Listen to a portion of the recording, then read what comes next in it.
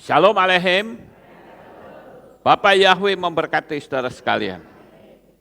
Pagi ini saya akan menyampaikan satu materi yang saya beri tema Philadelphia. Kita masih masuk dalam seri 7 Kehilat. Namun sebelum kita membahas tentang Philadelphia, kita akan mendengar terlebih dahulu pujian, persembahan pujian dari Rumah Bahagia. Silahkan naik ke atas.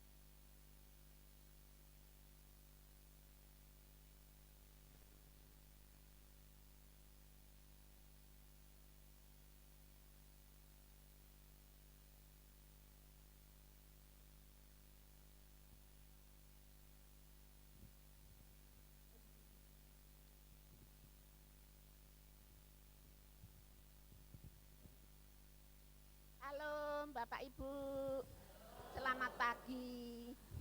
Ini kami dari RD untuk mempersembahkan puji-pujian karena Bapak Yahweh selalu saat di RD itu selalu sukacita, selalu bersemangat walaupun udah tua semangat semua.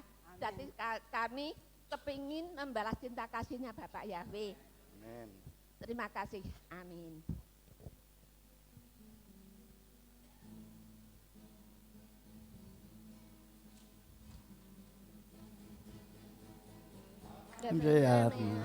Tehalea, kolana sema tehalea, kolane sama tehalea, kolane sama tehalea, kolane sama tehalea, kolane sama tehalea. Kolane sama tehalea, kolane sama tehalea. Biarlah semua yang bernapas memuji nama Yahweh. Biarlah semua yang bernapas memuji nama Yahweh. Haleluya, haleluya. Kolane sama tehalea, haleluya, haleluya. Kolane sama tehalea, haleluya, haleluya. Kolane sama tehalea, haleluya, haleluya. Kolane sama tehalea. Haleluya, haleluya. Kolane sama tehalea. Terima kasih, terima kasih. Haleluya. Amin.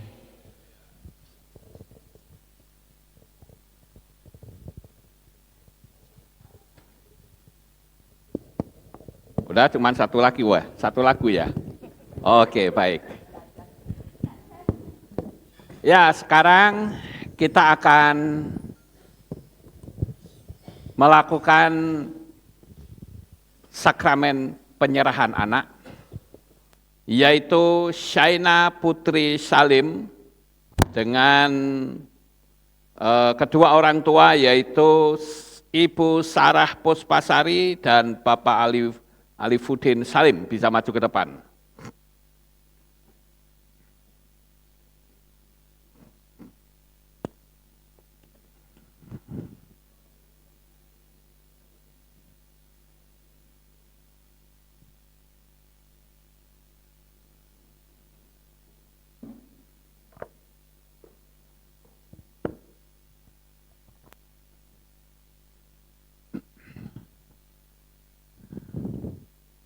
Halo. Mari kita berdoa, Bapak Ibu. Sebentar kita tunggu.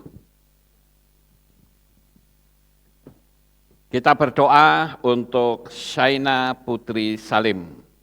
Mari kita tunduk kepala, kita berdoa. Dalam nama Bapa Yahweh yang Maha Pengasih dan Penyayang. Saat pada pagi ini saya berdoa secara khusus untuk seorang putri yang baru dilahirkan, yaitu Shaina Putri Salim. Dengan kedua orang tua, Ibu Sarah Puspasari dan Bapak Alifuddin Salim. Saya berdoa meminta pertolongan-Mu agar supaya Engkau memberikan hikmat akal budi kepada anak ini Tuhan. Karena mulai saat ini anak ini diserahkan kepadamu menjadi milik Bapa Yahweh. Sehingga tidak ada kekuatan lain manapun di atas muka bumi ini yang bisa menjamah anak ini kecuali kekuatan tangan kasih-Mu. Oleh karena itu Bapa Yahweh Engkau memberi hikmat akal budi. Jikalau sudah masuk dalam usia sekolah saat Yesua belum datang, maka Engkau berkenan untuk memakai anak ini menjadi alat-Mu yang ajaib. Di dalam nama Bapa Yahweh, dalam nama Adonai Yeshua HaMashiach dan di dalam Roh Kudus, saya putuskan segala kutuk keturunan, kutuk nenek moyang. Dalam nama Adonai Yeshua HaMashiach menjadi putus saat ini. Dan mulai sekarang ini Bapa Yahweh memberkati, sehingga apapun yang anak-anak-Mu ini lakukan akan selalu dibuat oleh Bapa Yahweh menjadi berhasil sampai selama-lamanya. Engkau sekali waktu kelak saat engkau sudah bisa melakukan aktivitas sebagaimana mestinya, engkau akan dipakai oleh Bapa Yahweh menjadi alatnya yang ajaib. Shaina Putri Salim, engkau menjadi anak yang hebat, anak yang diberkati luar biasa. Terima kasih Tuhan, kami serahkan kedua orang tuanya di dalam tangan kuasa-Mu. Baik Ibu Sarah Puspasari dan Bapak Alifuddin Salim ke dalam tangan-Mu untuk mereka mendidik anak ini secara ketat dalam iman yang sama. Oleh karena itu kami serahkan mereka semuanya di dalam tangan Bapa Yahweh. Inilah doa syukur yang kami naikkan kepadamu di dalam nama Adonai Yeshua HaMashiach. Kami sudah berdoa. Amin. Haleluya. Selamat ya, Bapak Yahweh memberkati. Halo. Iya. Baik, Bapak Ibu yang terkasih, kita akan mulai membahas tentang Philadelphia. Namun sebelum kita membahas, kita akan saksikan terlebih dahulu videonya, yaitu Kehilat Philadelphia. Kehilat ini cukup luar biasa karena dari ketujuh kehilat, hanya kehilat Philadelphia yang tidak mendapatkan teguran dari Tuhan. Kita akan saksikan videonya terlebih dahulu. Bisa ke toilet. Sebelah mana? Ada Bapak? Ada. Toiletnya sebelah mana, Mbak? Di dalam. Ini kita ke Philadelphia. Jadi saudara bisa lihat ini. Ini adalah kehilat Philadelphia. Kita lihat itu reruntuhannya.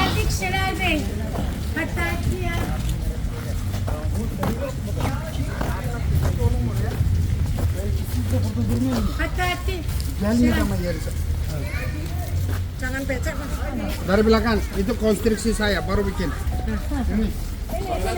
Sini, dari sini Bapak Ibu. Kita lewat sini. Ini toiletnya, kita baru jalan, tidak bisa dapat toilet, sorry. Ini rusak toiletnya. Toilet.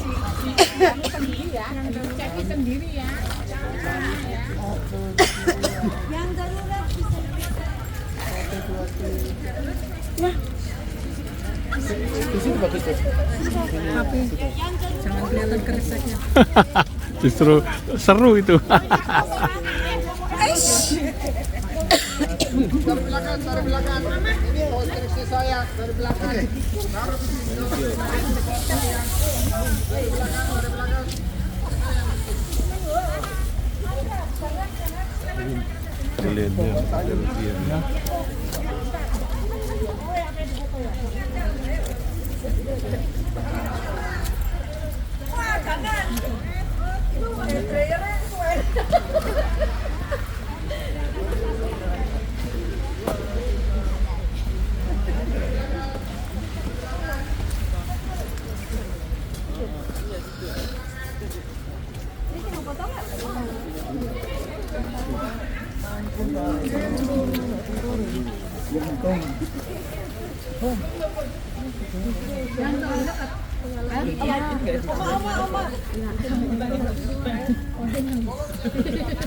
Ada itu orang apa Sama Philadelphia yang di Amerika ini. Kalau Philadelphia Amerika kan kota. Ya, ini ada tentang kebebasan.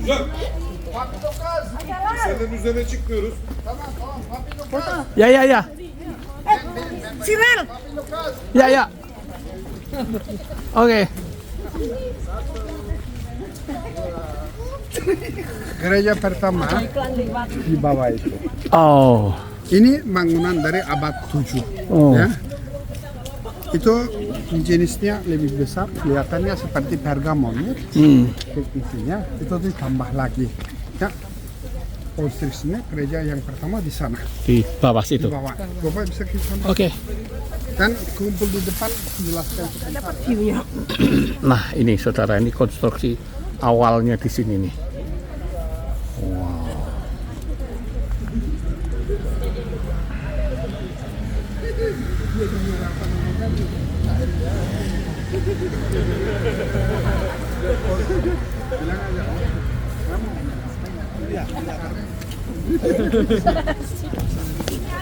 Awas kok.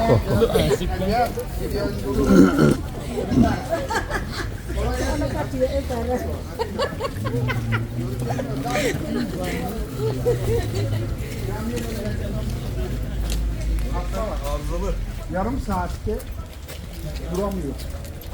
Uğraştırıyoruz. Daha nereden ki?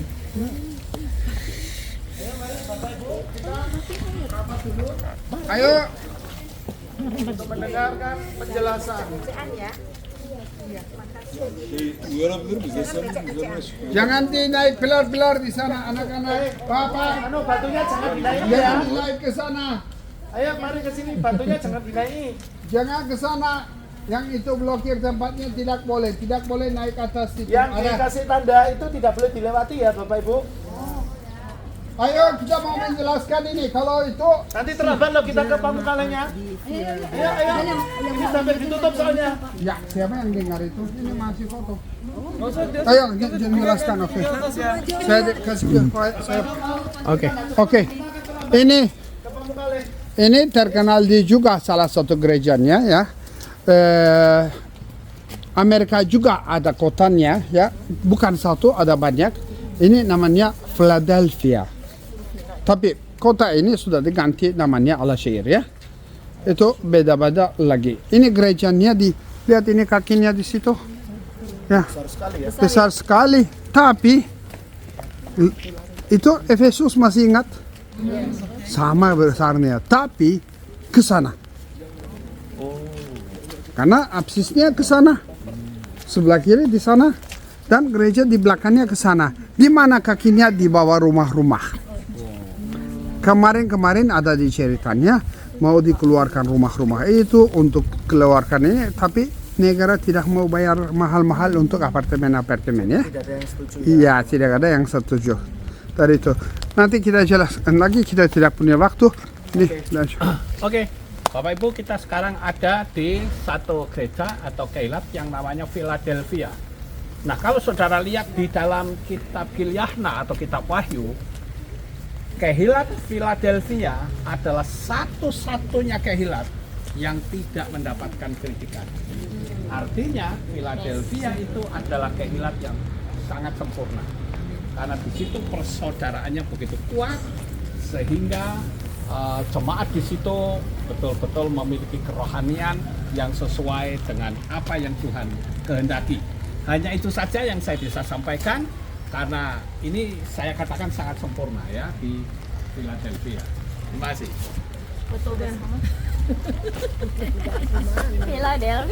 Philadelphia. Benar-benar kan cepat. Ya, makasih ya. Oke. Naik, jalan. Foto dulu ini. Foto. Foto di sini. Foto di sini. Hurry up. Ayo foto, video foto. Ayo, halo. Background ke sana. Background ke sana, pilar itu. Tolong. Ini ke sana. Sana miring. Saya foto dari sini. Saya foto dari sini, kalian ke sana ya. Oke. Bawa payung. Harusnya sini loh. Ibu tolong. Ayo kita segera cepat. Ayo cepat, waktu kita sudah habis. Mari. Ayo. Philadelphia. Ayo tante Leni. Tunggu. Ayo sama Ci Febra. Langsung ke sana aja. Ya. Ayo. Saya foto dulu ya.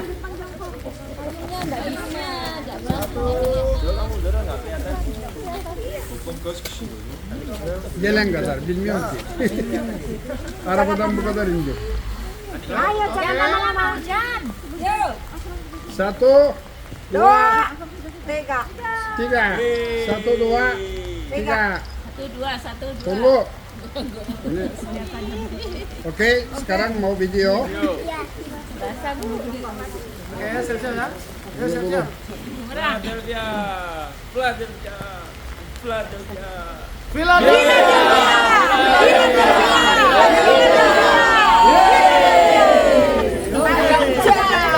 Di sini dulu videonya. Nah, Bapak Ibu, kalau saya perhatikan dari sejak kehilat pertama, ini yang kasih penerangan, ya, itu selalu mengatakan mohon untuk tidak di shooting karena copyright. Jadi ada banyak penerangan-penerangan yang tidak mungkin kita ambil, saudara-saudara. Saya terus terang agak curiga. Kenapa penerangan itu tidak boleh menyebar keluar? Saya jadi ingat ketika ada seorang arkeolog yang menemukan lokasi dan sekaligus bangkai kapal dari Bahtera Nuh. Di daerahnya di Turki juga, di puncak gunung Ararat. Dan itu pun tidak boleh diekspos keluar, saudara-saudara. Bahkan penyelidikan itu dihentikan oleh pemerintah. Kira-kira kita bisa mikir enggak, kenapa kok berita-berita yang hebat ini tidak boleh sampai keluar? Jawabannya satu, kalau sampai itu terekspos keluar, maka kebenaran kitab suci kita semakin nyata. Paham Bapak Ibu?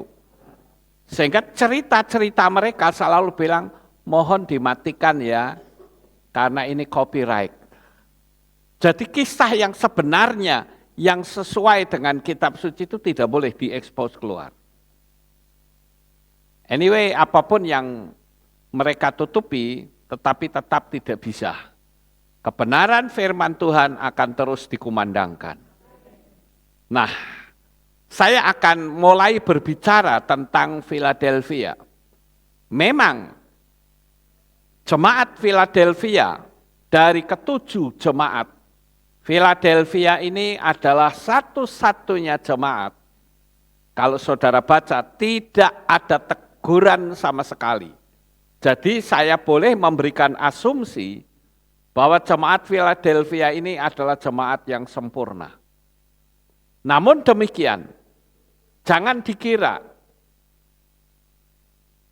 jemaat yang tidak mendapat teguran itu tidak ada bahayanya. Nah, kita akan bahas untuk hal ini, namun sebelumnya kita akan baca terlebih dahulu apa yang tertulis di dalam kitab suci. Saya akan bacakan di dalam kitab Gilyahna atau kitab Wahyu pasal 3 ayat 7 sampai ayat 13. Dan tuliskanlah kepada malaikat kehilat di Philadelphia, dia yang kudus, yang benar, yang memegang kunci Daud, yang membuka dan tidak seorang pun menutup, dan dia menutup dan tidak seorang pun membuka. Mengatakan hal-hal ini, aku tahu perbuatan-perbuatanmu, lihatlah aku telah menempatkan di hadapanmu sebuah pintu yang terbuka, dan tidak seorang pun yang dapat menutupnya. Karena engkau memiliki kekuatan yang kecil, tapi engkau memelihara firman-Ku dan tidak menyangkal namaku. Sekali lagi, tidak menyangkal namaku. Lihatlah, aku menyerahkan mereka yang dari sinagoga setan, yang menyebut dirinya sendiri sebagai orang-orang Yahudi, padahal mereka bukan. Sebaliknya, mereka berdusta. Lihatlah, aku membuat mereka agar datang dan menyembah di depan kakimu, dan mereka akan mengetahui bahwa aku mengasihi engkau, karena engkau telah memelihara firman ketabahanku. Aku juga akan memelihara engkau dari waktu pencobaan yang akan segera datang atas seluruh dunia untuk mencobai mereka yang tinggal di bumi. Lihatlah, aku segera datang. Peganglah kuat-kuat apa yang engkau miliki, agar tidak seorang pun mengambil mahkotamu. Siapa yang menang, aku akan menjadikan tiang di tempat kudus Elohimku, dan dia sekali-kali tidak akan pernah keluar lagi, dan aku akan menuliskan nama Elohimku kepadanya, dan nama kota Elohimku, Yerusalem yang baru, yang turun dari surga dari Elohimku, dan namaku yang baru. Siapa yang mempunyai telinga, biarlah dia mendengarkan apa yang Roh mengatakan kepada kehilat-kehilat. Haleluya.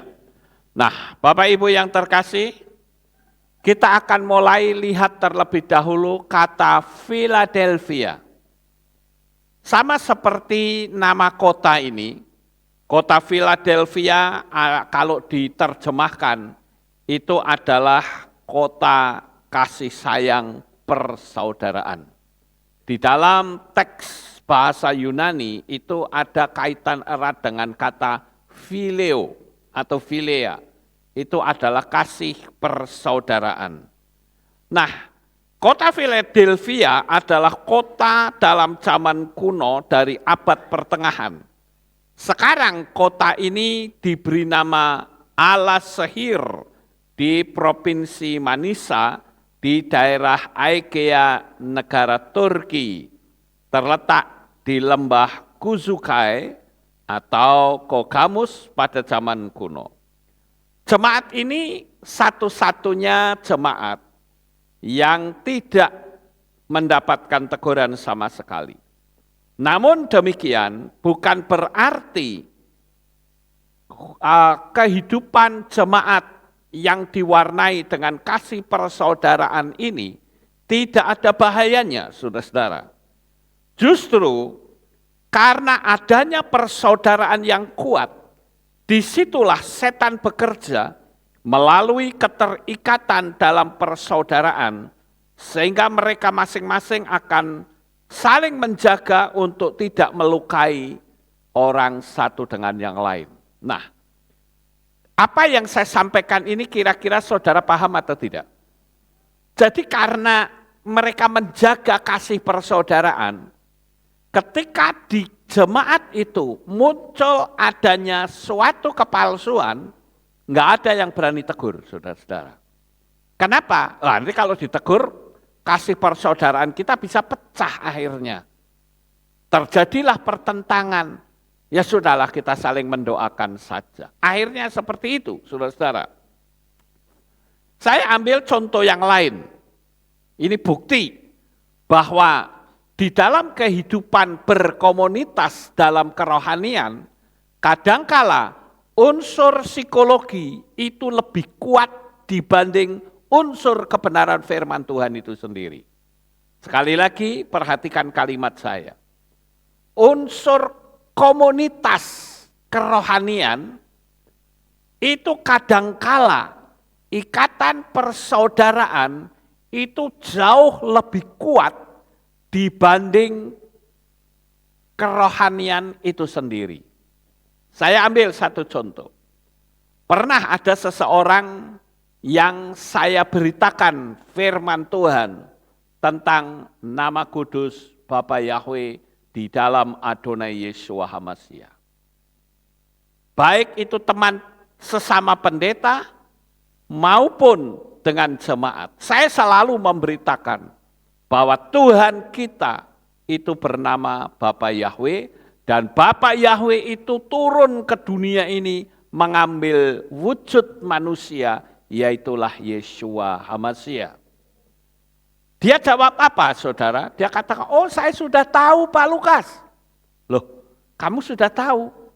Pernah nggak kamu baca di dalam kitab Devarim atau kitab Ulangan pasal 12 ayat 5 sampai 6, disambung ayat 13 sampai 14, di mana di situ kita tidak boleh beribadah di tempat yang salah. Dia bilang, saya tahu Pak. Loh kok kamu masih di situ? Ya habis bagaimana pendetanya itu kalau sama saya, itu baik sekali. Bahkan Pak Pendeta ini ketika kami menghadapi kesulitan, dia tolongin saya sampai saya seperti sekarang ini. Jadi dasarnya dia ibadah di situ karena apa saudara? Karena hutang budi. Itu psikologi, itu persaudaraan. Paham Bapak Ibu? Dan saya katakan orang yang seperti ini berarti menempatkan kasih persaudaraan lebih tinggi dari firman Tuhan. Paham Bapak Ibu? Nah saya beritahu ya Bapak Ibu bahwa sekarang ini kita ada di zaman akhir. Dan setan itu sedang melipat gandakan kekuatannya karena waktunya sudah tidak lama lagi. Kita harus betul-betul waspada, jangan sampai hanya masalah kekeluargaan kita masuk dalam kesesatan. Nah ini yang saya katakan kita mesti berhati-hati Bapak Ibu, karena kalau tidak, waduh, kita bisa binasa selamanya. Ya, saya ambil sebuah ilustrasi seperti ini, saudara. Nah, ini yang tulisan atas, hubungan kasih persaudaraan juga bisa dipakai oleh setan untuk menghancurkan iman. Contoh, misalnya orang yang di atas sana, kalau saya berkata, topi ini berwarna merah marun, orang percaya atau tidak? Halo? Percaya, karena memang bentuknya merah, walaupun belum tentu merah marun. Paham Bapak Ibu? Kan ini merahnya merah darah, bukan merah marun. Tapi karena ada kalimat merah, sehingga orang tersamar. Sampai di sini paham? Tapi berbeda kalau saya mengatakan yang bawah, bahwa cewek ini memakai topi koboi berwarna hijau. Orang percaya atau tidak? Tidak.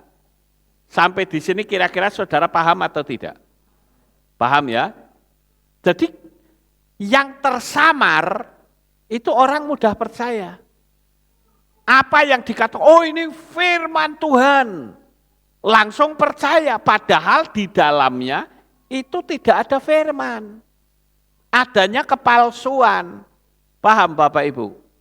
Dan saya perlu kasih tahu bahwa dunia alam supranatural ini banyak sekali oknum-oknum penipu yang tidak kelihatan mata. Ya. Nah, di sini saya katakan, apakah saudara bisa membedakan kebenaran dan kesalahannya, sekalipun yang dibicarakan sama, yaitu topi. Saudara bisa membedakan atau tidak? Saya ingin tanya nih ya, tolong dijawab dengan keras. Yang benar, yang atas, atau yang bawah? Artinya begini, kalau yang di atas saya kan bilang, oh ini orang pakai topi merah marun. Orang mudah percaya atau tidak? Mudah percaya, karena memang bentuknya merah, walaupun sebetulnya ini warnanya bukan merah marun. Betul ya Bapak Ibu? Tapi dengan mudah orang bisa terima, karena saya masukkan kalimat merah. Tapi berbeda kalau di bawah. Saya katakan cewek ini memakai topi koboi berwarna hijau. Enggak jelas, lawang warnanya aja merah kok. Ngomong hijau. Topinya juga bukan topi koboi, tapi topi wisata. Bagaimana mungkin aku bisa percaya kalau Anda mengatakan itu topi koboi? Maksud enggak Bapak Ibu? Artinya apa? Artinya adalah kalau orang dari agama lain berusaha untuk mengkoreksi kita, kita mudah menolaknya. Paham saudara? Contoh misalnya, ada banyak kan para mu'alaf yang meninggalkan dunia Kristen masuk ke agama lain, lalu dia jelek-jelekin kita. Kita enggak kodal, kenapa? Lalu sudah beda agama kok. Paham enggak Bapak Ibu? Tapi berbeda kalau yang ngomong ini adalah seorang rohaniwan. Ini berasal dari Tuhan. Waduh. Kalau berasal dari Tuhan, orang jadi mengatakan, oh iya juga ya, memang berasal dari Tuhan, bagaimana? Nah saya ambil contoh. Saya bersyukur kalau kehilat kita itu sudah tidak ada di wilayah Yunani. Kita ada di wilayah Ibrani, Bapak Ibu ya. Nah di luaran sana ada satu pengajaran, yaitu tentang baptisan ngambang, saudara. Nah, penyesatan ini sering dipakai oleh setan dengan bersembunyi di balik hubungan kasih persaudaraan yang akan bikin orang segan untuk meluruskan yang salah. Pagi ini saya akan luruskan, karena ini ada di kelompok pemengagung Bapa Yahwe. Ya, baik dalam dunia Kristen maupun merambah ke pengagung Bapa Yahwe, adanya baptisan ngambang. Ayo kalian saudara semua dulu dibaptis ngambang atau tidak? Tidak, kalau tidak Anda enggak masuk surga. Harus baptis lagi supaya ngambang, saudara. Ayatnya di mana? Ya Bapak Ibu? Dan baptisan ngambang itu diklaim ya dari Roh Kudus. Bahkan ada yang mengatakan, oh ini bukan baptisan Pak, ini adalah baptisan api. Lah, kalau baptisan api kok di dalam air? Lah inilah kualik, saudara. Ya, nah, ini saya perlu jelaskan kepada saudara sekalian, bahwa orang yang sekarang ini mengklaim, pendeta-pendeta yang mengklaim bahwa ini berasal dari Roh Kudus, itu ngawur saudara. Ya, ini sebetulnya adalah teknik renang. Jadi orang yang tidak bisa berenang pun itu bisa ngambang saudara. Ya, makanya orang ngambang itu tangannya selalu seperti ini. Coba orang yang bilang baptis ngambang, tangannya sedekap kalau berani. Mesti tenggelam, kecuali saudara bawa botol kosong. Itu sebetulnya adalah teknik untuk menyelamatkan diri dari Jepang, teknik ini untuk menghindari tsunami. Nanti kita akan sampai di sana. Kalau saudara itu lihat di YouTube, ada banyak pendeta, baik mereka yang masih ayunan nama Arab Yunani, maupun yang sudah mengagungkan Bapa Yahweh, mereka berpikir, oh ini dari Roh Kudus. Waduh, saya terus terang mendengar ini sedih, saudara. Kenapa? Karena saya tahu. Makanya saya katakan Anda itu mesti belajar. Pengetahuan itu luas di dunia ini. Nah, sekarang saya kasih tahu. Inilah kepalsuan yang mengatasnamakan Tuhan, mengatasnamakan Roh Kudus, mengatasnamakan penglihatan, dan lain-lain. Ini jauh lebih berbahaya daripada agama lain yang membicarakan iman kita. Kalau dari agama lain, khususnya para mukalaf-mukalaf itu, mereka jelek-jelekin kita, kita anggap enteng, yang imannya sudah beda kok. Paham Bapak Ibu? Tapi kalau dari kalangan kita sendiri yang mulai menceritakan sesuatu dengan dalih aku dapat dari Tuhan, itu yang berbahaya. Ya, kita bisa tersesat. Ini ada seorang pendeta, saya nggak perlu sebut namanya, ya. Dia melakukan baptisan dan orangnya ngambang, katanya saudara. Ya coba tangannya sedakep, nek mesti kelelep saudara. Ya, ini adalah teknik menyelamatkan diri dari tsunami. Dan teknik ini atau teknik ngambang ini ditemukan oleh Profesor Hidetoshi Saito dari Universitas Teknologi Nagaoka, Jepang. Bisa dilakukan oleh orang yang tidak pandai berenang sekalipun. Tangan dibuka, wajah menghadap ke atas, bernafas dengan tenang. Ini adalah teknik menyelamatkan diri dari tsunami. Ini bukan orang yang diurapi Roh Kudus, saudara. Lah inilah parah kalau seperti ini. Apalagi kalau mengatasnamakan ini baptisan api. Lah wong nang banyu kok api.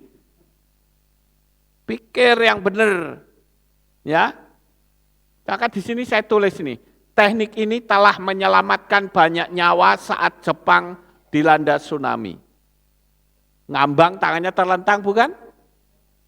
Semua terlentang. Kalau mau sedekap boleh, harus bawa botol. Makanya di Jepang itu diajarkan ketika tsunami, ada berita tsunami datang, cepat bawa botol, ambil botol. Ya. Kalau memang ternyata Anda tidak bawa botol, begitu air masuk sudah tinggal ngambang begini, ya, tangan dilentangkan, wajah menghadap ke atas, nafas pelan-pelan. Maka otomatis tubuh itu akan ngambang. Jadi ini teknik renang, saudara, bukan Roh Kudus. Orang yang penuh Roh Kudus bukan begini. Paham Bapak Ibu? Bukan pula baptisan api. Ya, nah ini saya harus terangkan seperti ini. Karena akibat dari kasih persaudaraan, ada kesesatan nggak berani mengungkapkan. Tapi saya sampaikan ini agar supaya saudara semuanya bisa selamat. Jangan dumeh karena mengatasnamakan Roh Kudus, lalu kita melegalkan dan kita percayai sesat kita, saudara. Saya pernah menerangkan tentang apa itu baptisan api. Ya. Itu ada di video ini, saudara. Itu saya upload 5 tahun yang lalu. Penontonnya sudah di 7.100 lebih. Dan ini videonya, ya. 1 jam 9 menit. Ini saya bicara tentang baptisan api. Kalau saudara ingin mencari, gampang. Masuk aja ke search engine, ketik di atas Lukas Sutrisno, belakangnya baptisan api. Nanti saudara akan menemukan video ini. Sampai di sini saudara bisa paham? Halo? Saudara yang ada di rumah juga saya berharap bisa memahami. Ya, kalau saudara memang tetap tidak paham, silakan WA saya di nomor yang sudah tertera di description. Ya. Nah, oleh karena itu saya ingin agar supaya saudara bisa ngerti apa perbedaan baptisan air dan baptisan api. Sekali lagi, tidak pernah ada yang namanya baptisan api tapi ngambang di air. Itu ngawur, saudara. Dan di KPI tidak boleh ini diajarkan. Sampai di sini paham? Kemudian yang berikutnya, nanti kita akan tonton videonya sebentar ya. Ada orang yang mengklaim bahwa itu berasal dari Roh Kudus. Karena apa? Ada nubuatan. Nah ini saya akan tunjukkan, ada yang pertama adalah baptisan ngambang yang diklaim berasal dari Roh Kudus, kemudian nubuat yang katanya dari Tuhan yang disampaikan oleh seorang perempuan yang bernama V. Hamdani, dan beliau ini juga pernah mendapatkan marifat dari Tuhan karena dia hamil Yesus Kristus katanya. Jadi hati-hati saudara, ini zaman akhir ya. Kemudian bukan cuman V. Hamdani, ternyata kalau dia bilang, oh saya hamil dan ini nanti keluar ini anaknya Yesus katanya. Nanti kalau keluar saya beri nama Immanuel. Enggak taunya apa, kabur sama laki-laki lain. Saudara. Ini kan cilaka kalau kayak gini. Tapi anehnya pengikutnya sangat banyak. Nah saudara jangan nonton model-model kayak begitu. Paham Bapak Ibu?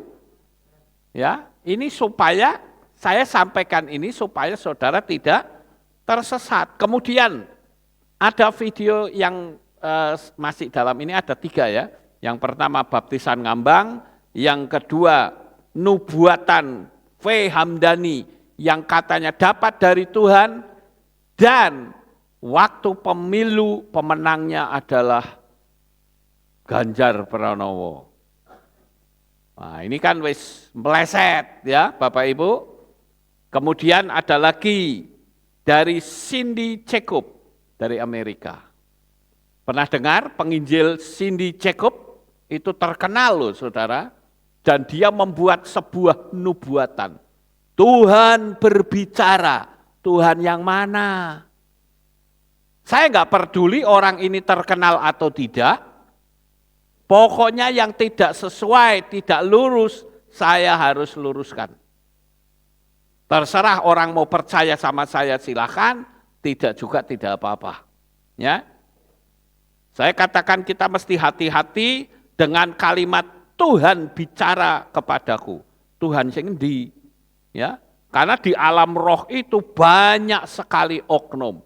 Kita akan saksikan saja videonya Bapak Ibu, ya, tentang baptisan ngambang yang diklaim dari Roh Kudus. Silakan diputar. Terus suaranya begini, angkat tanganmu, nanti saya jatuh kalau diangkat kamu. Roh Kudus tuh, angkat tanganmu, nanti saya jatuh. Tapi takut saya angkat, saya ngambang. Ngapung itu ngambang.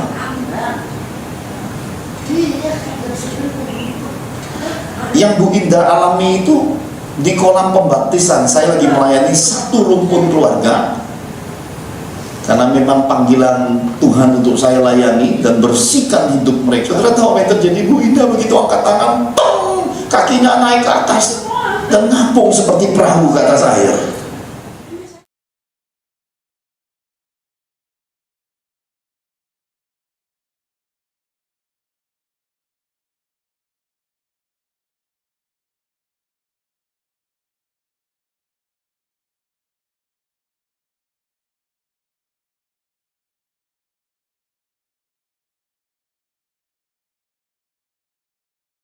baru pemilihan joblos toh, tapi mempelai solihat dari 2 tahun yang lalu.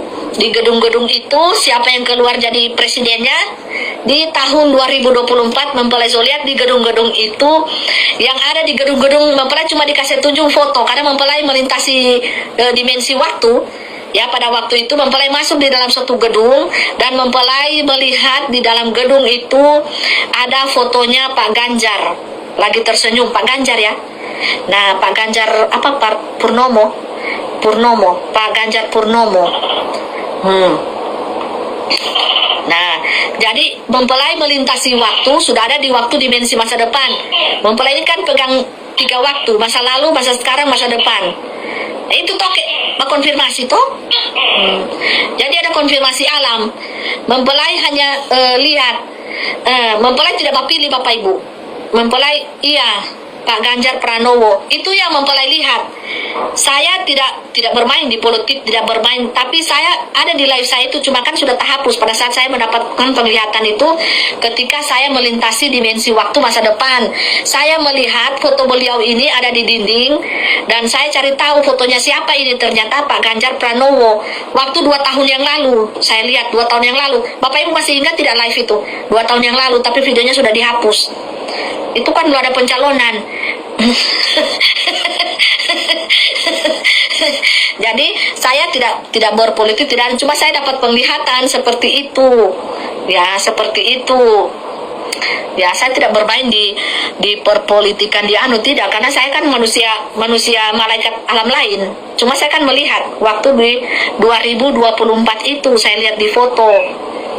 Nah ini Om Alim kan ingat mempelai itu 2 tahun yang lalu belum ada pencalonan. Saya lihat mukanya siapa, Pak Ganjar. Saya cari tahu Bapak Ibu siapa, tersenyumnya, rambut putihnya. Saya lihat itu di gedung. Saya lihat gedung itu ditulis 2024. Nah, coba aja Bapak Ibu lihat nanti ke depan, ya, lihat ke depan siapa yang muncul jadi presiden kalau bukan dia. Kalau di 2024 itu yang saya lihat, saya kan cuma dikasih karunia penglihatan. Nah, seperti itu ya, seperti itu. Kan semua tiga calon ini kan baik, 1, 2, 3 baik semuanya. Mereka kan anak-anak bangsa semuanya. Tapi yang saya lihat di 2024 di dalam gedung itu ya Pak Ganjar lagi tersenyum dengan rambut putihnya, dan saya cari tahu di itu, oh iya. Dan saya salah menyebutkan namanya pada saat itu karena saya tidak tahu Bapak Ibu. Ya, saya kurang menonton berita, kurang. Ya, saya lihat, oh Pak Ganjar ini. Itu saja, lihat saja di tahun 2024 ini siapa yang keluar. Kita main suit-suitan ya. Yang saya lihat di gedung itu beliau yang keluar. Fotonya yang saya lihat. Fotonya ada di gedung itu. Di 2024. Lihat saja ke depan siapa. Jadi kan sudah di depan mata Bapak Ibu. Cuma itu saja sih yang saya lihat di gedung di 2024. Nah,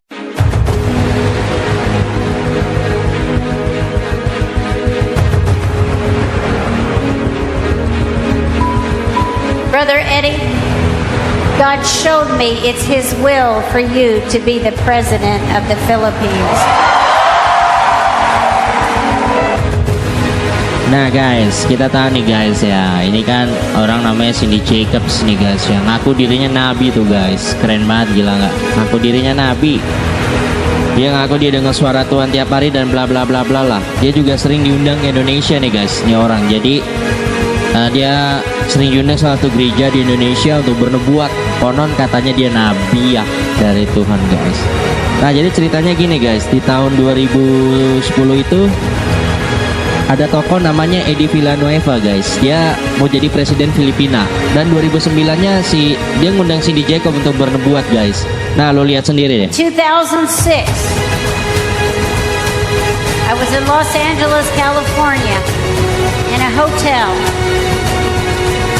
I had not seen Brother Eddie, Sister Dory for a few years. I came up and asked if I could pray for him. I didn't really understand the political climate of the Philippines at that time. And I said to him,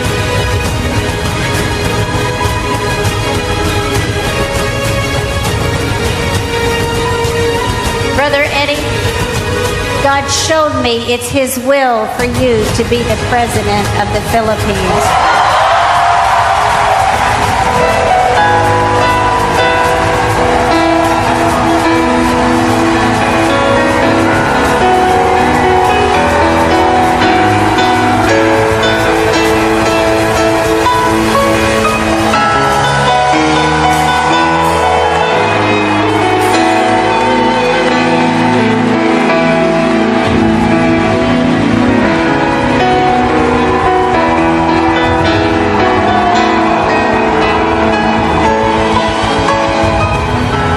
Nah guys, tadi lo udah denger kan nubuatannya guys, udah jelas dia bilang it's His will that the Eddie Villanueva will be the president of the Philippines. Jadi udah jelas ya guys, dia udah nubuatin bahwa Tuhan udah berfirman sama si katanya si Jacob ini bahwa Eddie Villanueva bakal jadi presidennya Filipina. Udah jelas guys ya, bukti video jelas. Nah hasilnya gimana guys? Ternyata guys, hasilnya si Eddie Villanueva ini kalah telak 2010 guys, kagak jadi presiden. Nah, itu artinya apa nih guys? Artinya itu guys, ini Cindy Jacobs udah jelas nabi palsu guys. Ya, catat nih guys, ini orang udah jelas nabi palsu. Alkitab udah bilang sama kita guys, ya. Kalau seorang nabi bernubuat dan perkataan itu terjadi, lu nggak usah takut guys. Jadi kalau lu hari ini guys masih percaya kalau si Jacob ini nabi Tuhan guys, waduh. Apalagi selalu udah selesai nonton video ini guys, lihat bukti-bukti ini, lu masih percaya dia nabi Tuhan guys. Lu lebih percaya dia daripada Alkitab guys. Gue kasih tahu lu aja guys, Tuhan aja udah angkat tangan sama lu, ya.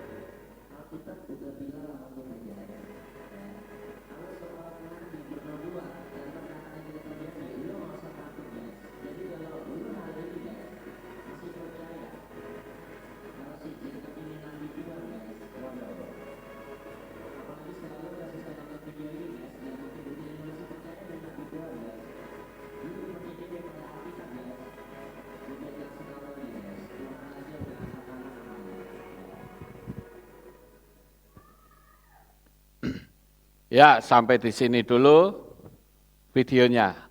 Kira-kira saudara nonton video ini paham atau tidak? Jadi jangan dumeh karena ada nangis-nangis, orang merasa terharu, kemudian ada perkataan ini dari Tuhan, ini dari Roh Kudus, lalu gampang diterima, nggak bisa begitu saudara. Kalau tadi bilang, Tuhan bicara kepadaku, itu Tuhan yang mana? Iya toh? Hati-hati loh, ini zaman akhir saudara. Saya mau warning seperti ini. Karena kita itu mau menjalani kehidupan iman kita dengan benar.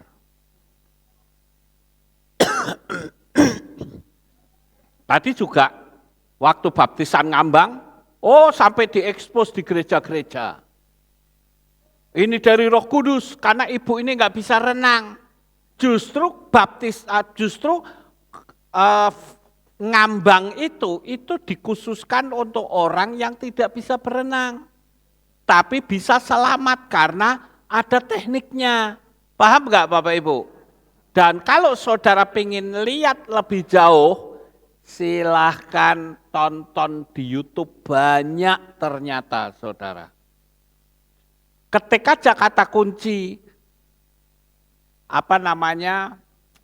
cara mengapung di laut, cara mengapung di kolam, nanti akan muncul semua.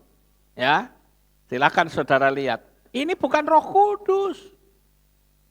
Ini pengajaran yang diajarkan oleh seorang profesor tadi nih, Profesor Hidetoshi Saito dari Universitas Teknologi Nagaoka Jepang. Nah ini yang ngajari pertama. Untuk orang terhindar dari tsunami. Kemudian ini diajarkan terus ke seluruh dunia. Karena tsunami ternyata tidak cuma di Jepang saja. Dan ini teknik ini sudah banyak menyelamatkan orang. Ini bukan Roh Kudus saudara. Mereka kenal Tuhan aja tidak kok. Kira-kira sampai di sini paham nggak? Jadi penerangan untuk baptisan api dan baptisan air itu ada materinya. Kemudian kita lihat. Di situ dikatakan di ayat yang ke-8, ya saya bacakan ulang ya. Aku tahu perbuatan-perbuatanmu, lihatlah. Aku telah menempatkan di hadapanmu sebuah pintu yang terbuka dan tidak seorang pun dapat menutupnya. Karena engkau memiliki kekuatan yang kecil, tetapi engkau memelihara firman-Ku dan tidak menyangkal namaku.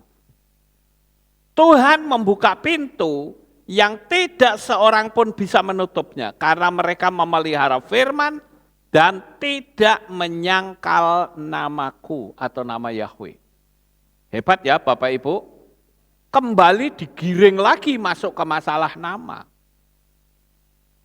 Jadi jangan sampai kita berpikir, kita ini kan sudah puluhan tahun mengenal nama. Betul, tapi ternyata di luaran sana masih belum banyak yang tahu tentang nama. Lah kalau jemaat itu maklum, ada pendeta yang titelnya panjang tapi minim data. Nama Yahweh nggak ngerti kan, cilaka saudara, kasihan jemaat. Giliran ngerti dicampur-campur. Wah itu keji banget. Kenapa? Karena nama kudus dicampur sama nama asing yang tidak pernah ada dalam kitab suci kita. Jadi kalau saya sarankan, mungkin ada Pak Pendeta yang nonton saya mau warning. Lebih baik Anda tidak usah bicara nama Yahweh daripada dicampur-campur. Itu akan menimbulkan luka hati Bapak Yahweh sendiri. Jadi kita sampai sekarang terus dikasih tahu oleh Bapak Yahweh agar kita berhati-hati. Jangan merasa tidak rohani kalau tidak bisa ngambang. Lah kalau sudah tahu tekniknya gini, saya bisa nggak ngajarin saudara ngambang? Bisa, gampang sekali. Yang penting tangannya terlentang seperti ini. Tapi coba berani tangan yang ngincup gini, tenggelam saudara. Kecuali kalau bawa botol kosong. Itu teknik yang tadi diajarkan oleh profesor dari Jepang tadi. Ya. Kemudian kita lanjut Bapak Ibu. Ini juga harus kita semakin paham ya. Bapak Yahweh menyerahkan orang-orang dari sinagoga setan, tapi mengaku Yahudi padahal bukan. Mereka akan datang sampai menyembah di depan kaki kita katanya. Itu di ayat 9 ya. Saya baca ulang ayat 9. Supaya saudara tahu. Lihatlah, aku menyerahkan mereka yang dari sinagoga setan, yang menyebut dirinya sendiri sebagai orang-orang Yahudi, padahal mereka bukan. Sebaliknya, mereka berdusta.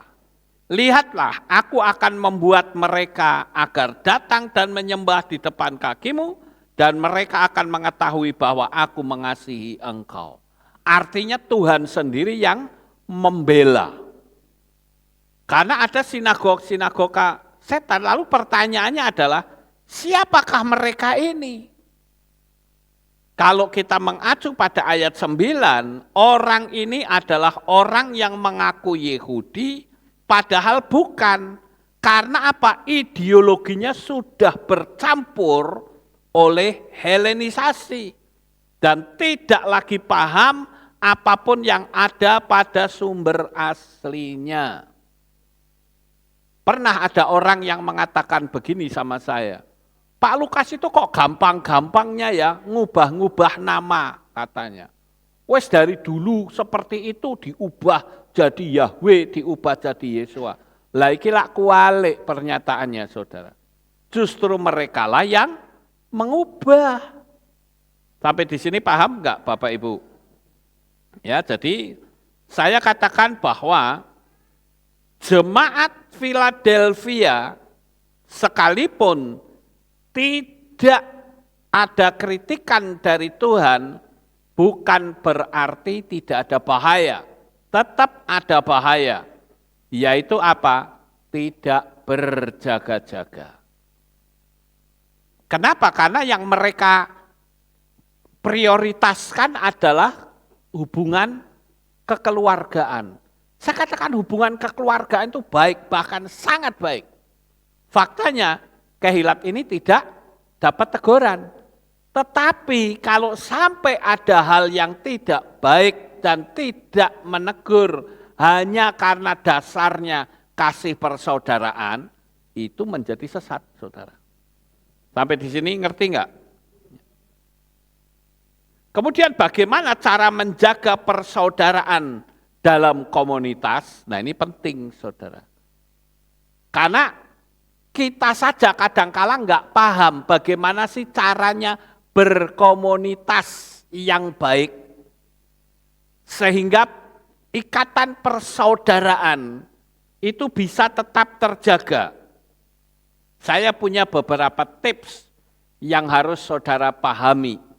Yang pertama adalah untuk menjaga persaudaraan dalam suatu komunitas seperti Kehilat, bentuk sel, atau sebuah organisasi lain, yaitu apa? Jangan ucapkan dalam komunitas, ya, atau jagalah ucapan dalam komunitas dengan bahasa yang santun dengan senyuman. Artinya kalau saudara bicara satu dengan yang lain harus menggunakan bahasa yang santun, yang manis, yang enak didengar. Saya ambil contoh, misalnya saja, saya menyuruh seseorang yang bernama Tono misalnya. Saya minta tolong supaya icik-icik ini, apa namanya ini, tamborin ditaruh di sebelah sana. Saya menggunakan bahasa yang halus. Mas Tono, bisa nggak saya minta tolong itu tamborin bisa dipindahkan ke sana? Tamborinnya pindah atau tidak? Pindah. Tapi saya pakai cara yang kasar. Tono, itu tamborin taruh sana. Masa naruhnya di sini? Taruh sana. Tamborinya ke sana enggak? Ke sana. Tapi bahasanya enak enggak? Enggak enak. Nah itu yang dimaksud seperti itu, saudara. Pakailah bahasa yang santun, yang enak didengar. Sehingga komunitas persaudaraan itu tetap bisa dijaga. Paham ya Bapak Ibu? Jadi belajarlah untuk menggunakan bahasa yang sopan. Ya, kemudian yang kedua, ini tips yang harus kita praktekkan dalam hidup di komunitas. Belajarlah untuk melihat orang lain dari sisi pandang yang positif. Makanya pertanyaannya, kalau ada seseorang disuruh menilai, orang ini keburukannya seperti apa, orang ini kebaikannya seperti apa, coba dicatat lebih banyak mana yang muncul, saudara. Keburukan atau kebaikan? Keburukan. Karena kalau orang disuruh metani kejelekan tuh paling gampang, saudara. Tapi kalau disuruh menunjukkan kebaikannya di mana, wah, itu luar biasa. Saya pernah melihat sebuah film pendek. Ada seorang pemudi, anak sekolah yang dibuli oleh temannya. Nah, sekali waktu sang guru itu membuat sebuah simulasi. Anak yang dibuli itu disuruh berdiri di depan. Kemudian teman-temannya suruh menilai. Coba tolong dinilai saudara kita yang ada di depan ini, itu kira-kira penilaianmu bagaimana? Wah, itu yang muncul pembulian semua, saudara. Tapi anak ini tenang saja. Kemudian saat duduk, sekarang giliran kamu naik ke sini. Terus yang tadi dibuli ditanya, coba kamu nilai orang ini. Yang dibuli itu, yang dimunculkan adalah yang baik-baik. Dia katakan, oh orang ini saya kenal, dia orangnya ramah. Saya kenal orang ini dulu pernah ngajak dan ngasih saya jajan es. Orang ini itu baik sekali. Akhirnya apa? Semua satu kelas diem, nggak ada yang bisa bicara. Dipermalukan dengan cara mengungkapkan hal-hal yang baik. Sampai gurunya berkata, ini baru penilaian yang sempurna. Bukan ditonjolkan keburukan orang. Ngerti nggak Bapak Ibu saya ngomong ini? Halo? Ya. Itu yang kedua, untuk menjaga komunitas. Kemudian yang ketiga, jangan pernah buka aib orang di depan komunitas. Karena orang akan menilai kita itu buruk. Karena orang yang seperti ini juga akan melakukan hal yang sama pada diri kita. Jadi kalau ada orang yang menceritakan keburukan orang, padahal itu mungkin sahabatnya, nah kita akan berpikir, waduh, jangan-jangan kalau sekali waktu aku benturan sama orang ini, aku juga bisa diceritakan. Paham nggak Bapak Ibu? Makanya saya katakan jangan pernah buka aib orang. Kalau mau cerita seperti itu, kalau ada kasus, boleh diceritakan apa keberatan-keberatannya. Itu pun harus menggunakan saringan yang saya pernah ajarkan kepada saudara. Apakah itu benar? Apakah itu bermanfaat bagi kita? Ya. Terus apakah dampaknya kalau saya ngomong? Terus disaring yang keempat, apakah sudah cukup waktu? Saya kan pernah ajarin itu, saudara. Sehingga kita lebih berhati-hati di dalam menjaga mulut, menjaga kalimat, menjaga kata-kata. Ya, jadi ada jenis manusia yang suka mencari kesalahan dan kelemahan orang, tapi kekurangannya sendiri tidak nampak. Kemudian yang keempat, apa yang harus kita jaga? Milikilah hidup yang disiplin dan tidak menunda-nunda waktu.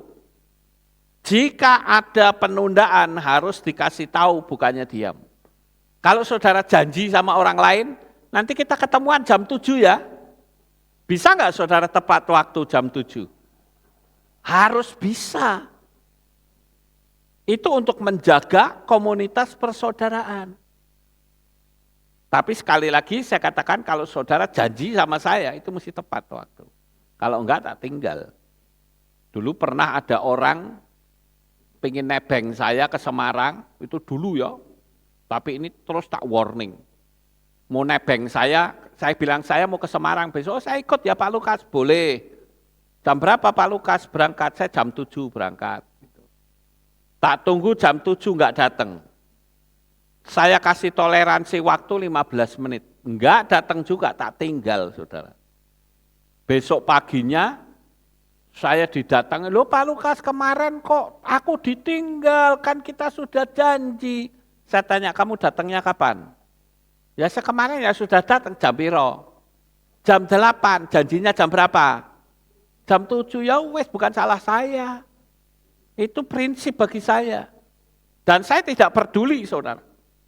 Selama orang membutuhkan saya dan orang itu tidak sungguh-sungguh tak tinggal.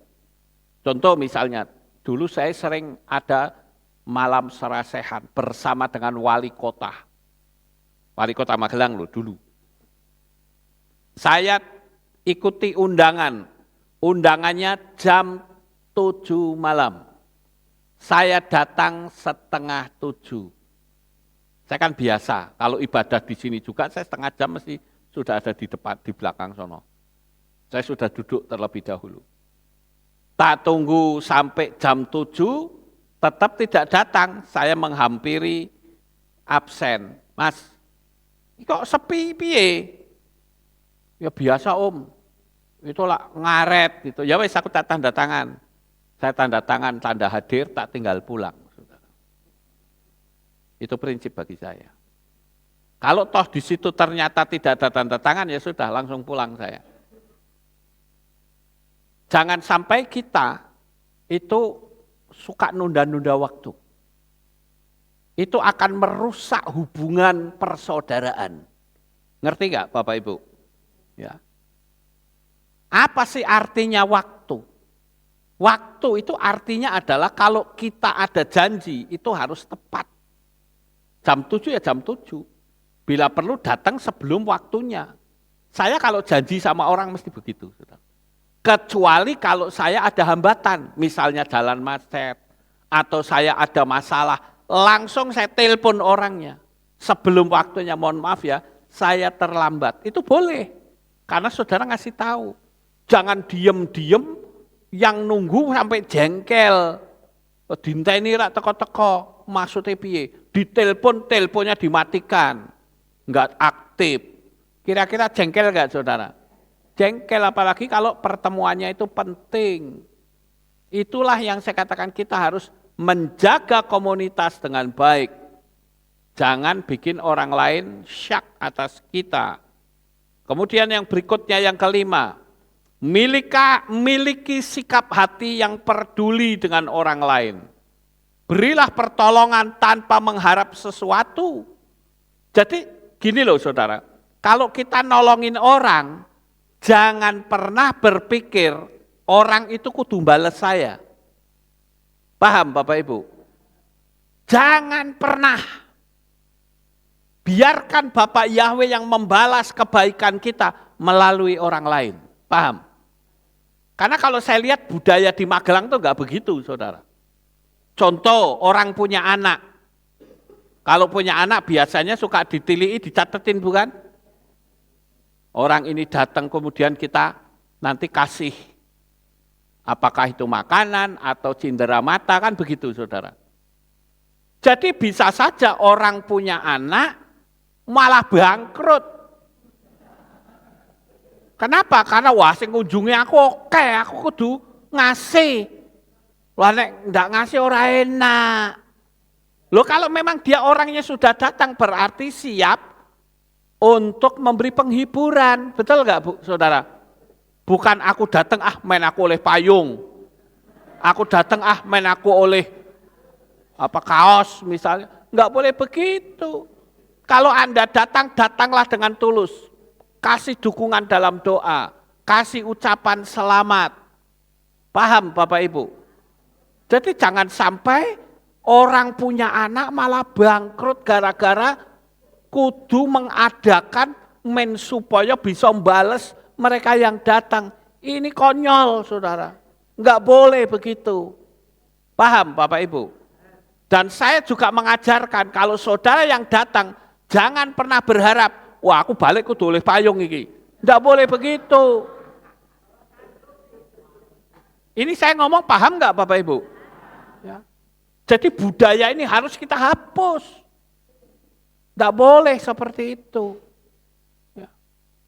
Kemudian yang berikutnya, ini juga yang harus dihindari dalam berkomunitas, yaitu apa? Keluhan, makian, amarah.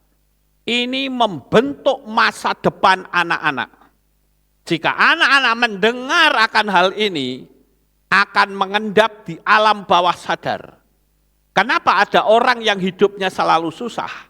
Ternyata saat anak-anak sering mendengar orang tua berkata, cari uang itu susah, dan itu masuk ke alam bawah sadar anak itu.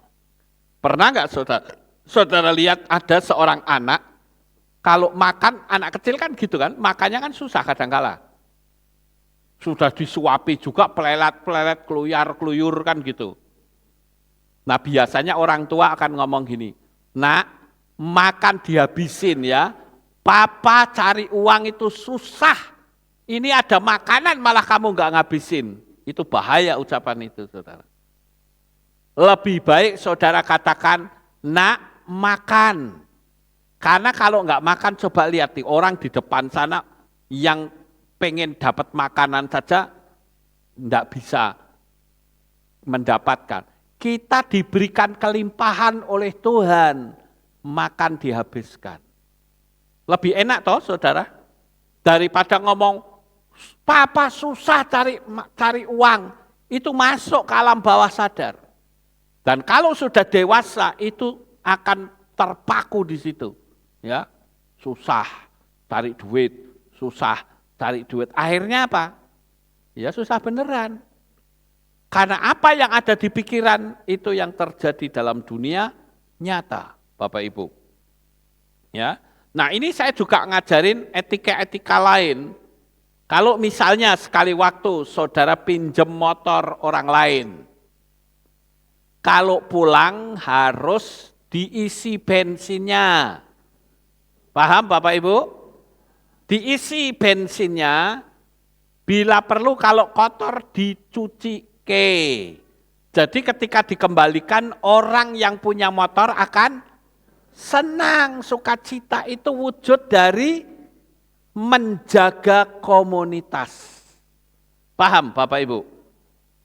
Jangan pinjam motor, nanti begitu dilihat, loh kok bensinnya entek. Lah mboknya ditukokke gitu loh, dibelikan. Kalau kamu tidak punya uang, tak kasih duit, beli yo.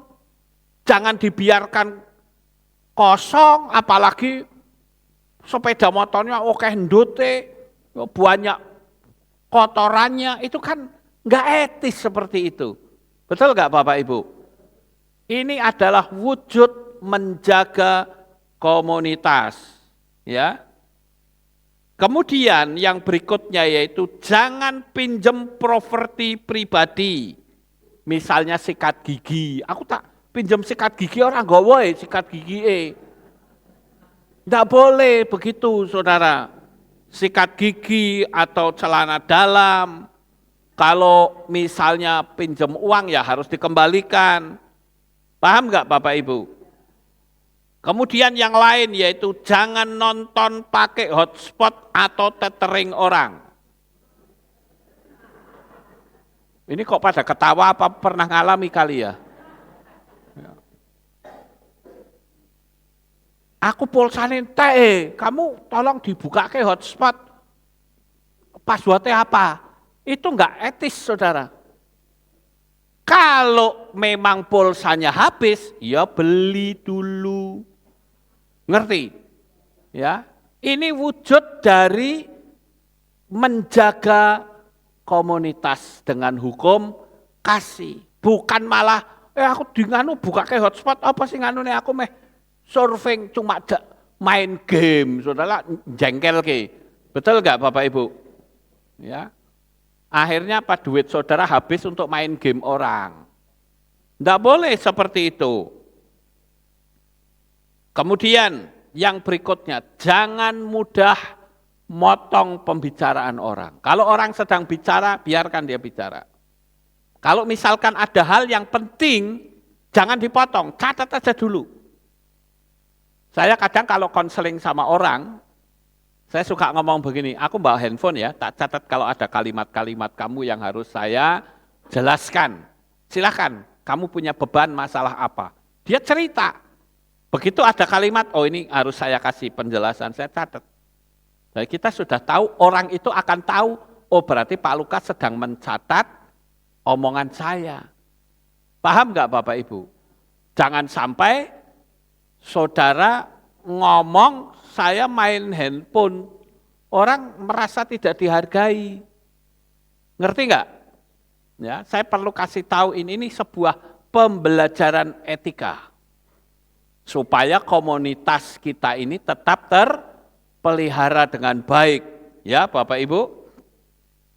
Kemudian yang berikutnya itu jangan gampang untuk berkata, kalau ada orang yang bepergian, kita sering orang dengar apa? Ojo lali ya oleh-oleh. Betul nggak Bapak Ibu? Jangan lupa ya oleh-olehnya. Saya katakan jangan pernah kamu ucapkan itu. Karena yang pertama, ucapan itu akan ditangkap oleh alam semesta bahwa engkau adalah seorang peminta-minta. Itu yang pertama. Dan yang kedua, secara hukum komunitas, saudara mempersulit orang. Apalagi kalau sampai ngomong gini, misalnya saya pengen ke Bali atau pengen ke ke Bandung atau kemana gitu. Pak Lukas jangan lupa oleh-oleh ya, nanti tolong mampir ke Hard Rock, nanti saya dibeliin kaosnya itu warnanya hitam, Hard Rocknya seperti ini. Tolong ya Pak, sekalian. Saya tahu Bapak pasti bisa. Ya bisa sih bisa, tapi Anda mempersulit orang. Ngerti nggak saudara? Paham bukan omongan saya? Kalau saudara ada orang lain yang bepergian, kemudian saudara diberitahu, lebih baik kita mengucapkan have a nice trip. Itu akan lebih baik. Semoga perjalananmu menyenangkan. Kan begitu saudara. Have a nice trip. Atau have a nice flight. Itu boleh. Ya, atau kita bilang, ya kiranya Bapak Yahweh selalu menyertai dalam perjalanan. Lebih enak seperti itu. Daripada, ojo lali ya Pak Lukas, aku pesen. Wah ini nggak nyaman banget saudara. Ya. Ini saya ngomong begini, kenapa? Karena saya ngalami saudara. Begitu saya ke Israel, yang pesen tuh kayak luar biasa saudara. Saya bilang, waduh, nah ini anak pesen, Pak Lukas ini pesen, ini duitnya, mending saudara ya, pesen tok. Nah, ini sebuah pembelajaran supaya kita punya etika. Amin. Orang bepergian saya tidak pernah satu kali pun, tolong ya aku beliin ini, tidak pernah saudara. Satu kali pun tidak pernah. Saya selalu mengatakan, ya kiranya perjalananmu dilindungi oleh Bapak Yahweh senantiasa. Amin, senang orang. Lebih nyaman seperti itu. Daripada jangan lupa ya, Hard Rock. Wah parah itu saudara. Ya. Kemudian, jangan pernah kita ngobrol berbisik-bisik kepada orang ketika di situ banyak orang. Itu akan bisa menyinggung perasaan orang lain. Misalnya kita masih Orang di sana bilang, waduh kayak Pak Lukas yang ngelendengi aku ini. Wah, itu masih ngomongin saya ini. Waduh, nyaman nggak kira-kira? Nggak nyaman, saudara ya. Kemudian, yang berikutnya, jangan pernah membuka HP orang sekalipun tidak dikunci. Itu privacy. Dan itu sudah menyangkut ke ranah hukum. Hati-hati, saudara. Sekalipun itu sahabat baikmu, jangan pernah. Ya, jangan pernah. Saya tidak pernah membuka handphonenya istri saya. Tidak. Sekalipun itu orang dekat saya. Tidak. Karena saya menjaga privasinya dia. Istri saya pun nggak pernah buka HP saya. Karena masing-masing punya privasi. Terserah mau dikunci atau tidak, itu bukan urusan kita. Apalagi sama orang lain. Paham Bapak Ibu? Wes ngono, nggak pinter sisan, buka-buka malah rusak. Ya. Loh ini kok HP saya rusak, maaf tadi tak buka. Jengkel enggak kira-kira orang? Jengkel, saudara. Ini etika yang seperti ini harus bisa dipahami. Sajane gampang toh, tapi ternyata susah juga, saudara. Karena apa? Karena orang itu senangnya kepo. Nah itu ya. Itu. Ini yang saya maksud menjaga persaudaraan. Kemudian yang berikutnya, jangan punya aji mumpung. Ini mental saya, saudara. Saya kalau diajak makan oleh orang, saya akan melihat, oh ini orang ajak makan saya saja, menurut saya ini sudah penghargaan besar. Menurut saya sudah penghargaan besar. Saya tidak akan pernah ngomong, kalau ditanya, Pak Lukas mau makan apa? Di sini yang paling mahal, paling enak apa? Ya, saya pengen itu. Enggak boleh, itu enggak punya etika, saudara. Ya. Saya akan, kadang-kala saya kalau diajak makan, saya bilang apa? Ya. Minumnya apa Pak Lukas? Ya es teh sajalah cukup. Enggak akan saya bilang, es squash, kemudian nanti ini, nanti makannya yang itu. Nanti yang ngajak makan bilang, geragas jebule. Paham enggak Bapak Ibu? Ya, setidaknya kita itu bisa. Kalau saya nih, saya bilang terserah. Tapi kalau memang kita enggak suka, seperti misalkan ikan, kan tidak semua ikan saya suka, saudara. Saya bilang ya saya yang ini aja. Atau saya mengatakan, saya enggak usah makan, saya sudah makan kok di rumah. Selesai. Loh Pak Lukas enggak apa-apa ini, bilang, saya tak minum aja. Jadi kita enggak menyinggung orang lain. Ojo pakai aji mumpung, kuapan maneng ini restoran mahal, sikat ble.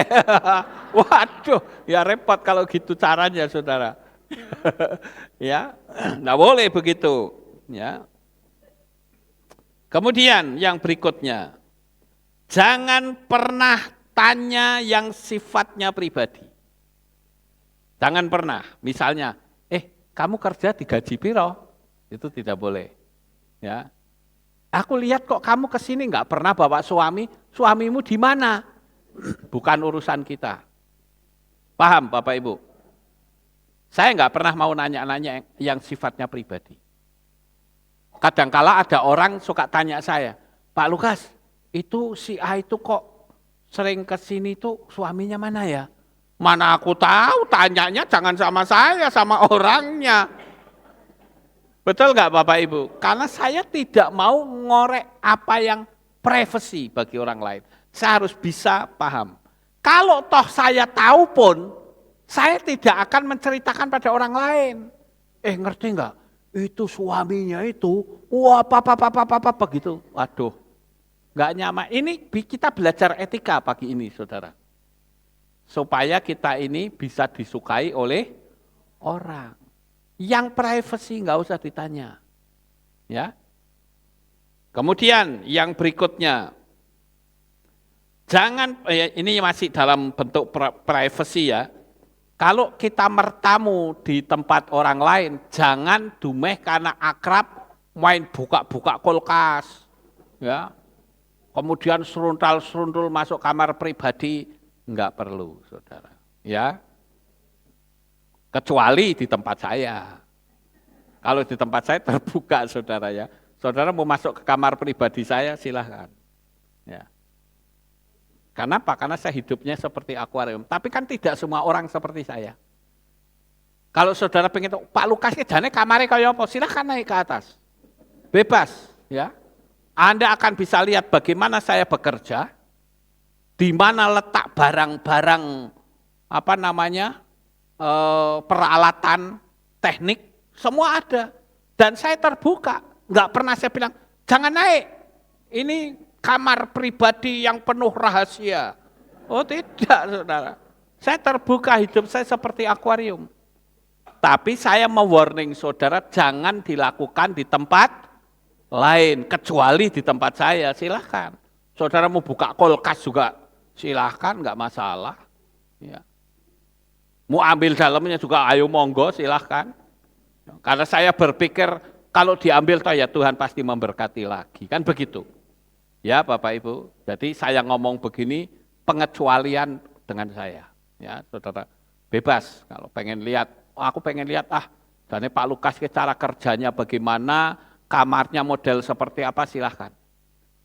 Bahkan dulu waktu saya masuk di pastori kan sudah ada tuh open house pastori, ingat nggak? Itu saya syuting sampai ke kamar-kamar saya loh. Tak pamer ke ini loh kamar saya, ini loh tempat ruang kerja saya. Supaya saudara tahu, itu pun masih ada orang yang nuduh Pak Lukas penyembah Lucifer katanya. Punya kamar rahasia yang mana? Cuman kan saya nggak terlalu pusing dengan kalimat itu. Toh banyak orang yang tahu, betul nggak? Bahkan dulu ada yang mengisukan saya, Pak Lukas itu, kalau ada tamu tuh tamunya nggak pernah disuruh tidur di dalam, di emperan. Ada yang seperti itu. Tapi apakah saya balas? Tidak. Biarkan saja, orang lain kan nanti yang menilai. Gitu loh Bapak Ibu. Ya. Kemudian, jangan pernah kita mengomentari fisik orang. Aku lihat kamu itu sekarang kok jadi tambah jelek ya. Gembrot sisan. Itu enggak boleh, itu etika enggak baik saudara. Betul enggak?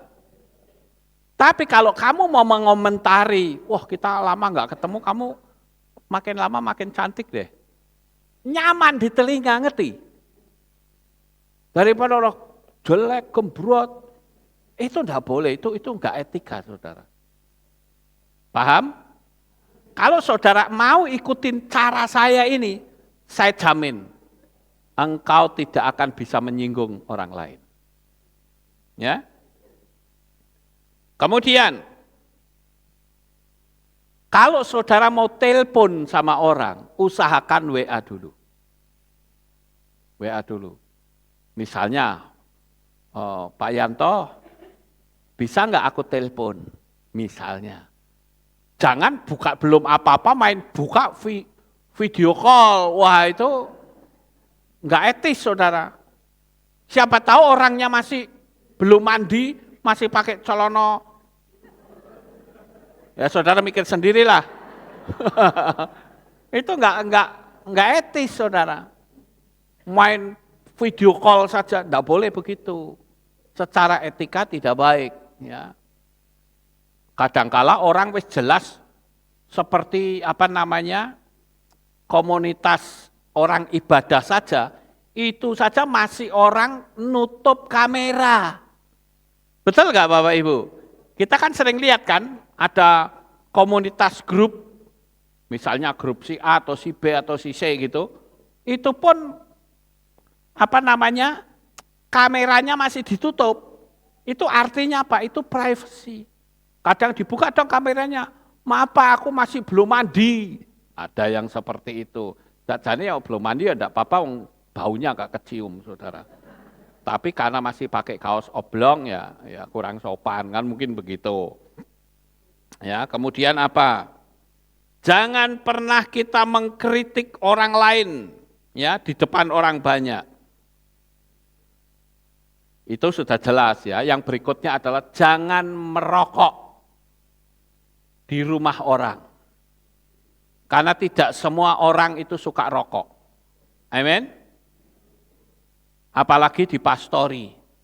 Istri saya itu kalau bau rokok langsung keluar darahnya, saudara. Nggak tahu kenapa itu, bolak-balik itu. Kalau kena kecium rokok, kalau dia sudah bilang, Pap, aku kok kecium rokok, titeni, mesti kalau sudah itu, mesti keluar darahnya, saudara. Sangat peka sekali, makanya jangan ngerokok. Kalau mau merokok, izin dulu, Pak boleh saya merokok? Silakan, tapi saudara langsung keluar. Oh boleh Pak ya? Ya wes, dicus di situ, empor, wah itu nggak sopan, saudara. Ya, nggak boleh begitu. Ya. Kemudian yang berikutnya, ini tips-tips yang mudah tetapi angel dilakukan, yaitu apa?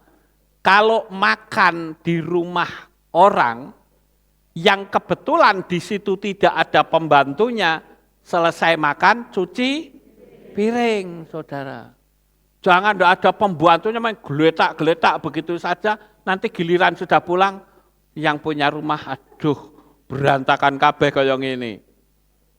Itu juga tidak sopan. Saya kalau bertamu, saya lihat situasi, oh orang ini enggak punya pembantu. Begitu saya selesai makan, saya cuci. Karena saya orang lapangan. Saya bisa mencuci pakaian, saya bisa mencuci piring, bahkan saya ngepel pun bisa. Cuman sekarang kalau ngepel kan enggak boleh, karena sudah ada K3. Ya, tapi kalau saya mau saya pel, saudara. Kalau istri saya sakit saja, saya cuci piring sendiri. Ya, jadi lebih mudah seperti itu. Kemudian apa? Jangan kita bicara ceplas-ceplos pada orang lain. Hargai perasaannya, saudara.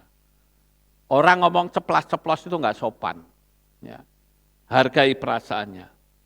Kemudian yang berikutnya yaitu ucapan kasar di grup WA.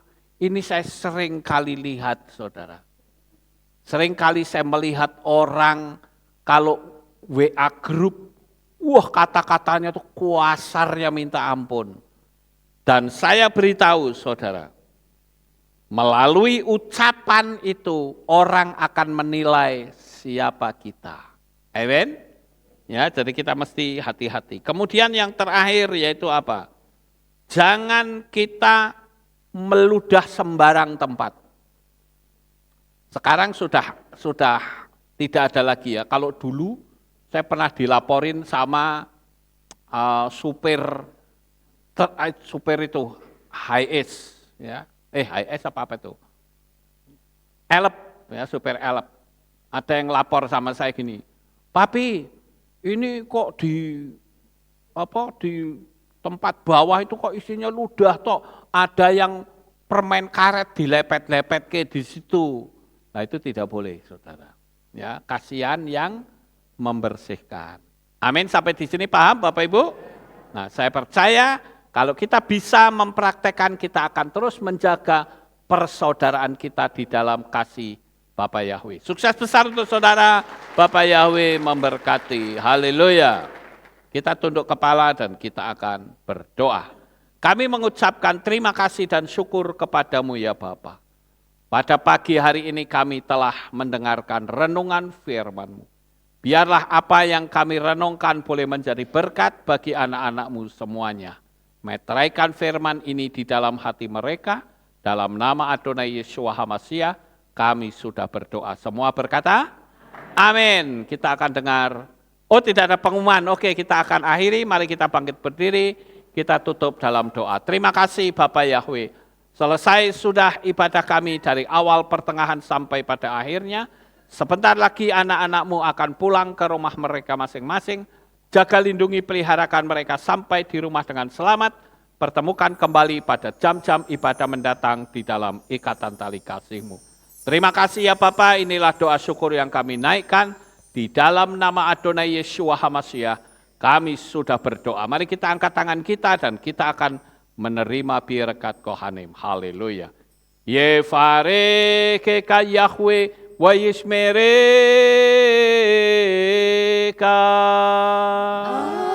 Amin. Ken yehirotso. Yair Yahweh panau eleka. Bihuneka. Amin.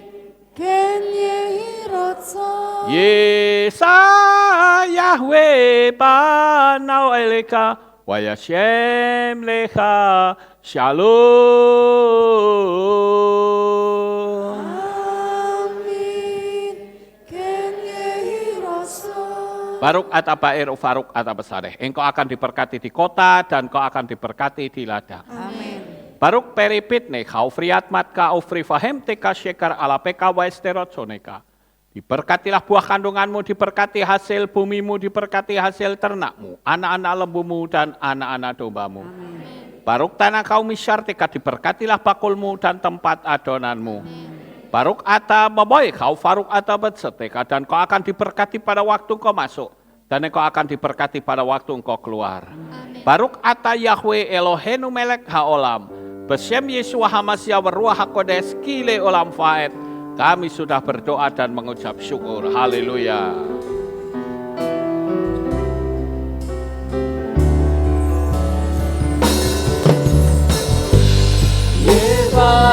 Yevarekeka, weishmereka, yevareka.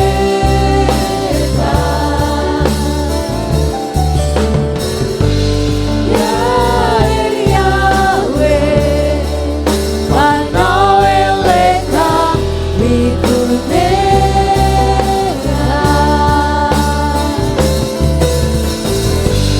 Yevarekeka, weishmereka, yevareka.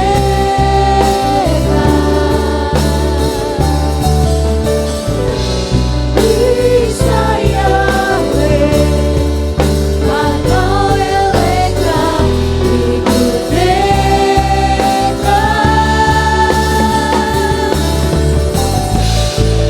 Yashem leka, shalom, shalom. Yashem leka, shalom, shalom. Yevarekeka, weishmereka, yevareka.